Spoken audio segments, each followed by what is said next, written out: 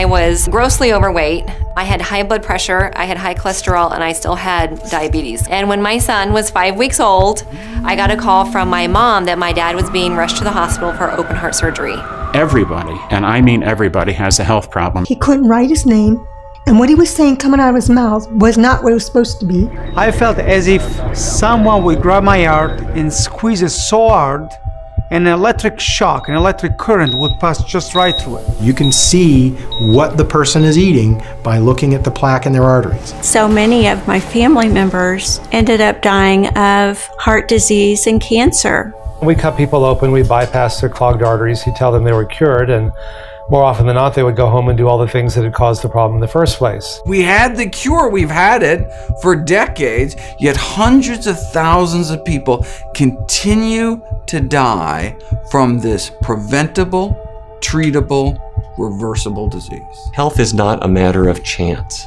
And it's not a matter of your destiny being written on your genes and it's absolutely immutable. I believe our body was made a certain way to run on a certain fuel, and we have been putting the wrong fuel in our body. We become addicted to it, and the addiction that occurs is very similar to the addiction that occurs with nicotine.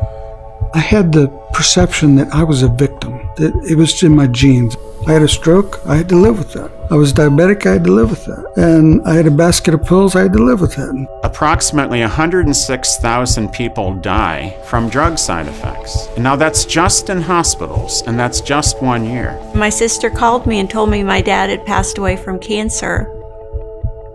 And that was a turning point for me.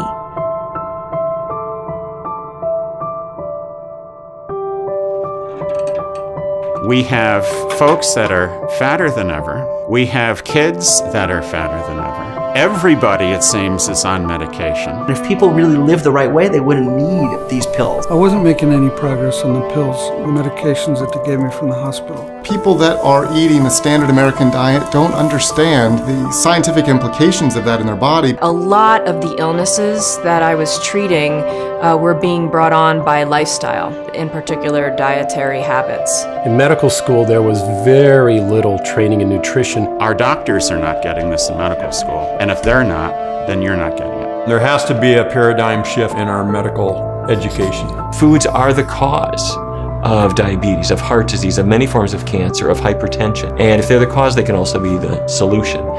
That's been a totally new idea for many people, but it's a very powerful one. I had to really look at it for a couple of years and see patients that I knew should be dead by my conventional training, alive and well, tumors melting away or totally gone. The doctor called me at home and he says, "Hey, I just got your blood work back from the lab and I was reviewing your results and you're no longer diabetic."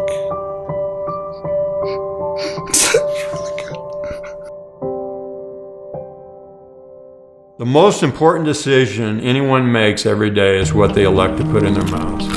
I'm changing what I put in my body, but that's what I've known for 36 years, so it's very scary. So in the nutrition classes that I teach, a big component of that is taking people to the grocery store and doing hands-on training and teach people label reading. So I decided I'm going to do this.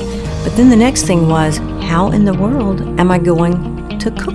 I don't know how to cook like this. We demonstrate a meal, show them how to do it, let them taste it, and then they realize, you know, this really tastes pretty good. Let's demystify this notion that if you are a plant-based eater, you are giving up everything. If food tastes good, regardless of what it's made of. It clicked. I thought, this is something that I can do. So I went into my practice and I took my prescription pad out, and instead of writing medications, I would write a recipe for a smoothie for breakfast.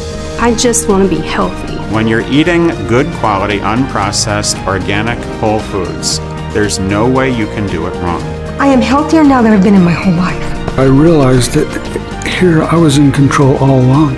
The vegetables and the fruits and the whole grains and the beans, those foods have power that you never imagined.